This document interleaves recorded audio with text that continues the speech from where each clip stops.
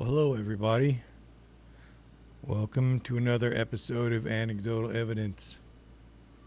The noise you hear in the background, I might try and edit it out, which brings me to the point that I would be doing a live streaming, but since I don't really have any likely people that are going to watch it, even though I can do it, it's much simpler to just get a better quality if I record the video first. But I'm doing it live, meaning that I don't plan on doing any major editing, so you'll hear everything I just said. Plus this.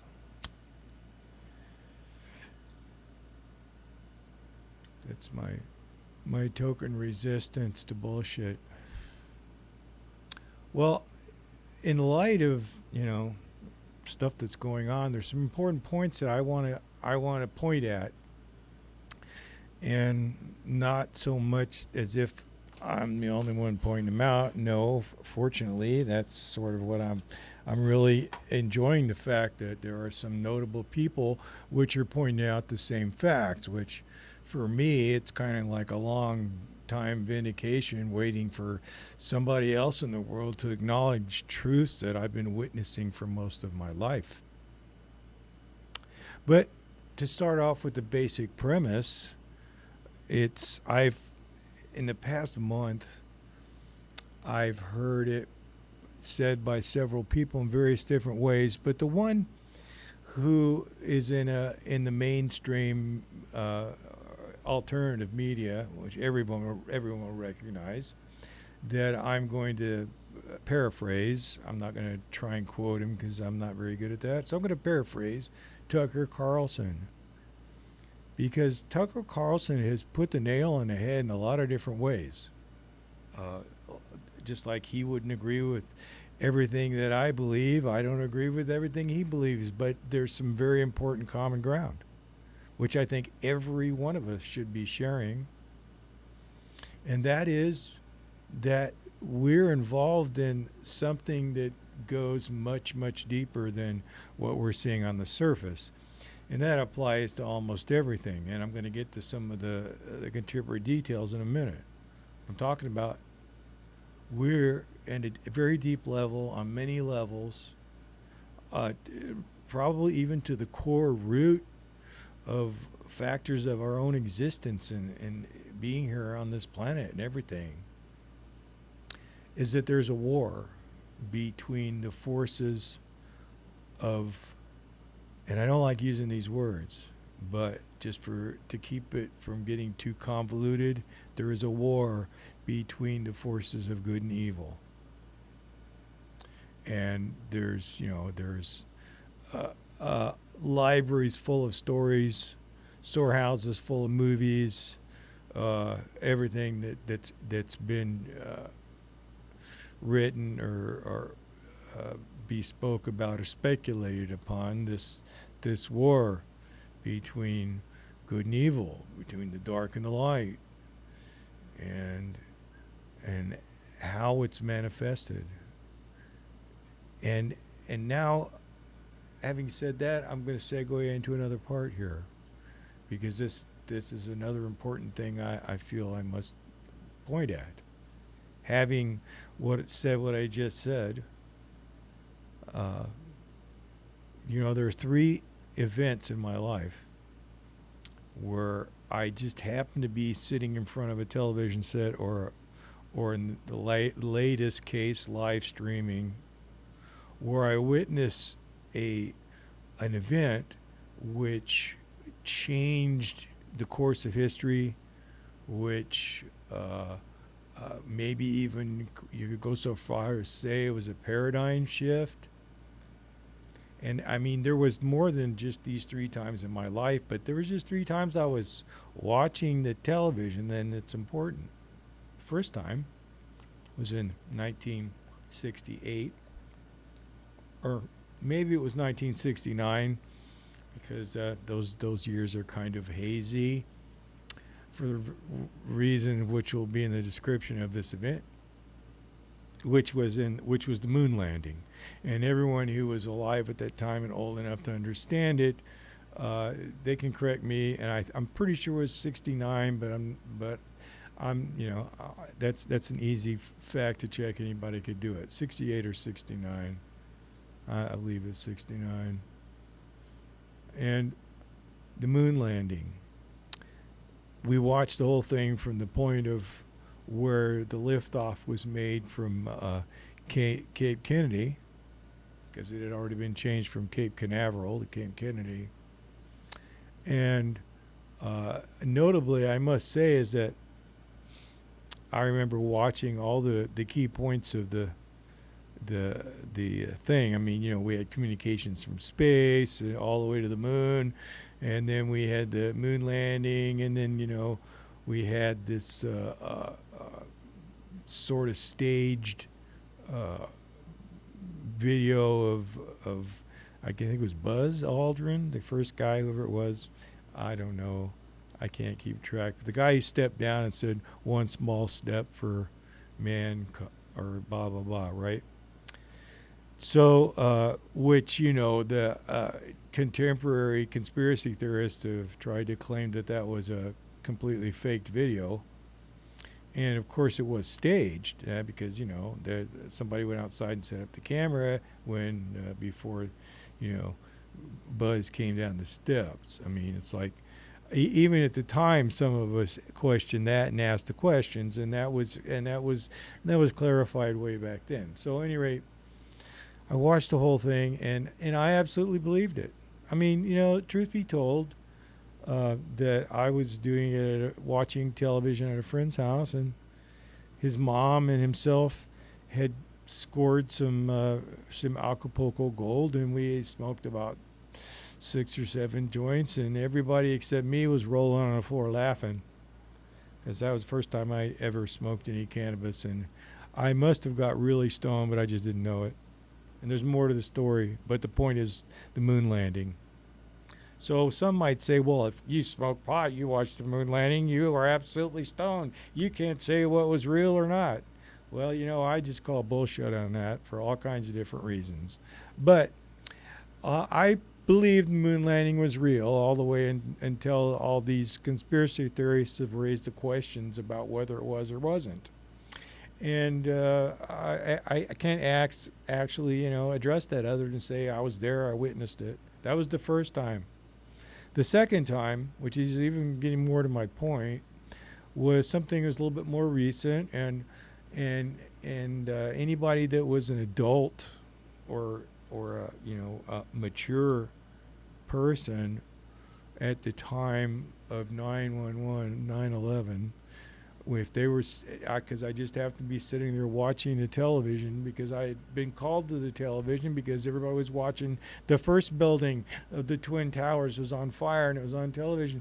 And I'm sitting here watching live broadcast of this burning building in New York, and the second plane comes through and hits the second tower. Now, I tell you, at that point, I was struck in a way which is very significant. And the first thought that was in my mind is, man, that's like Hollywood. That's the first thing that was in my mind. And I couldn't believe it. Right off the bat, I was going, that ain't real. That's not real. That's got to be some sort of faked, stuff that they're doing, because it's like, But, as the time went on, it sure seemed like it was real. There was plenty of evidence. Now, wasn't there? Yeah, So that happened. But at the time that I watched it, I felt like this moment in time is something just shifted. Something just changed. Nothing is ever going to be the same again. Now, anybody who was there and had witnessed that and watched it the way I did probably had a very similar feeling. And it's true.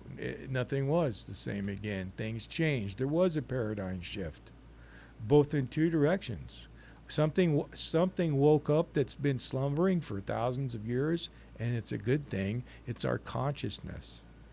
And something rose up that was dark and evil and has been hiding in the shadows forever, and now we're starting to see it.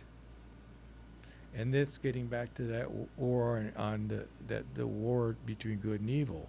But that was the second time watching 911. Just a few days ago, for the strangest reason, I was actually watching that Trump rally where he got shot. I was watching it, listening to him speech. I saw him react live on the stream, and right after it happened, it's like then somebody was saying that he got shot at or something. You couldn't really tell right off the bat. I mean, that's the way he reacted. That, and particularly the fact that he ducked, that kind of like gave a clue to what was going on. But the point is that as I realized what had just happened, considering all the other stuff that I don't need to talk about what's been going on with Trump and Biden, the Republicans and the Democrats, and all of the and Antifa and Black Lives Matter and January 6th, and being overrun by illegal immigrants, etc., and the economy, blah blah blah, all the things that they're all talking about in mainstream about Trump and Biden and all this stuff that's been going on, stuff I haven't even mentioned, right? And then this happens, right? And I'm going, well, okay, there is another paradigm shift that happened. We just went through another paradigm shift. We just shifted. And then what does that mean? What does that mean, these paradigm shifts? Well, I think it means opportunity more than anything else. I think that when we undergo these paradigm shifts and we actually are aware of them and we know, hey, something's changing, that means things that have been like set in stone sort of for a long time are suddenly in flux. So things can change. So we have opportunity to insert positive programming into the matrix. So that's what I think it means. So, I mean, it can be interpreted all kinds of different ways. Politically, you can interpret it as Trump's going to win the election, which is, sort of a foregone conclusion, if you ask me, without getting into who I support. I'll tell you, I don't support Biden. I'll admit that. But, I was of a liberal mindset for most of my life. And, but what is going on right now is that we're involved in a war between the forces of good and evil. This is a real thing. It's been going on all this time, and most of what the world is, and I mean by the world, I mean the social programming, the what you might call culture, which, if anyone steps back for a minute, if you take the word culture, the root prefix word in culture is cult. So I rest my case on that one. So, but the war that we're involved in is it's like this tapestry of deception and lies that runs deep through our history, through our belief systems, through our working systems that we use in what we call civilization. We're at a critical point where we're going to have to make decisions which are on the surface seem very hard, because sacrifices are going to have to be made. And if we don't make at least some of those sacrifices knowingly and knowing what we're doing willingly, then we're going to be forced to make them, and it's going to be painful, and we're going to suffer loss and remorse. And as in the Revelation, there will be a gnashing of teeth. So we have to recognize that this, like Tucker Carlson said, that there is a war going on between the forces of good and evil, and there's no longer any time or reason for any awakening or intelligent being considering what the truth is to want to linger in the middle ground at this point. It's pretty much time to choose sides, and if with any kind of logic and reason, there's only one side. Now, which gets me to another point. The question that was once raised with me in a point where my mind was and spirit was open and receiving information, what they call downloads these days. And I had a question that was posed to me. And the question was, what is the first premise of all law? Now, I mean, uh, I came up with Moses, sort of, and and that was as close as I got, Mosaic law, whatever. But that wasn't the answer to the question. It was sort of going in that direction. But if you answer the question the same way I do, I give kudos to you. But the first premise of all law is imperatively the conviction and belief in the existence, power, supremacy, and omniscience of God. If one cannot do that, then they have no basis for order. There's no basis for law. There's no basis for judgment, for reason, for logic. Without the first premise, which is the creator of mind and consciousness and body and all that we see, without acknowledging that as being the first premise of everything, including law, then it's all just hot air. So, we really sort of need to put that in the Constitution, in my opinion, that you can't serve this nation and I'm not saying what name we have to call our God. We just have to recognize it. It's obvious that people see God in different ways. And I've often said that for every eye to see God, there is a way to see God. So to try and define what I see as God as being the definition of what you see as God is absolutely infantile and ridiculous. But there is a war. There is an adversary. The adversary is a lot more defined than God, so to speak. God is something that we have to search out with our hearts and our minds and our souls in a way that there's a way to walk a sacred path and to way not to walk a sacred path. So seeking truth is a sacred path. But I digress. The war. We have to acknowledge these things in order to address them. If one does not acknowledge the fact that they're in a war and that they have an adversary, they're going to be absolutely surprised when that adversary beats down their door and shoots them in their bed. They're going to be absolutely surprised and they won't see it coming. So, well, do you want to see it coming? You want to be able to get out before they bust down your door and go looking to shoot you in your bed? Or are you just going to lay there in your bed and get shot? I mean, it's your choice. But without acknowledging that there is an adversarial force that is capable of those things and does those things, both legally, illegally, criminally, and whatever, the result's the same, isn't it? So it's like that's an adversarial spirit that does those things.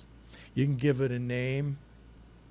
I haven't got a problem calling it Luciferian because I culturally identify with that story and that term, and I actually did much research on it. I had my own revelations on it,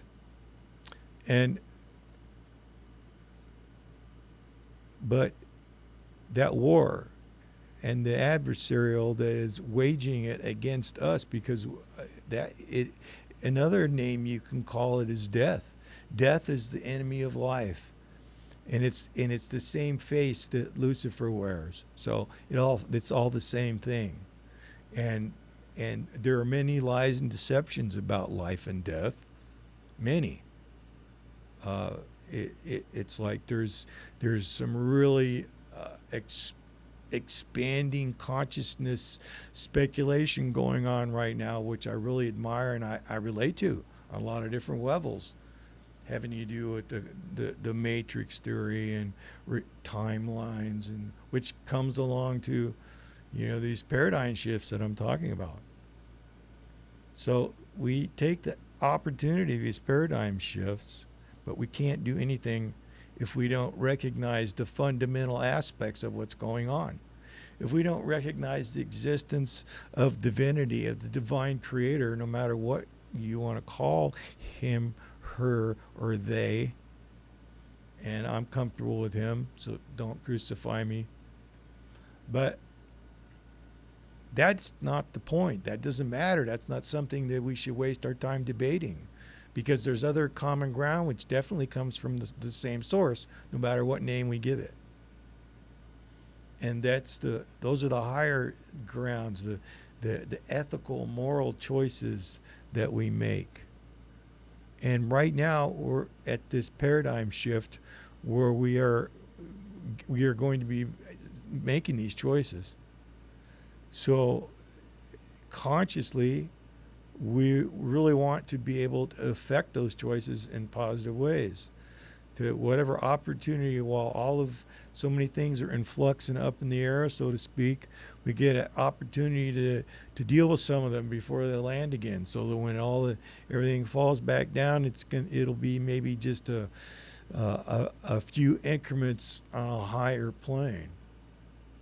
So I think I covered pretty much what I wanted to talk about. So I hope the video actually recorded and my computer didn't crash. And if I am inspired to do this, I will do this again. So I'm going to be signing off from Anecdotal Evidence. You all just look at the what's going on and pray maybe, and start applying your knowledge and wisdom in every way you can right now. So with that said, signing off.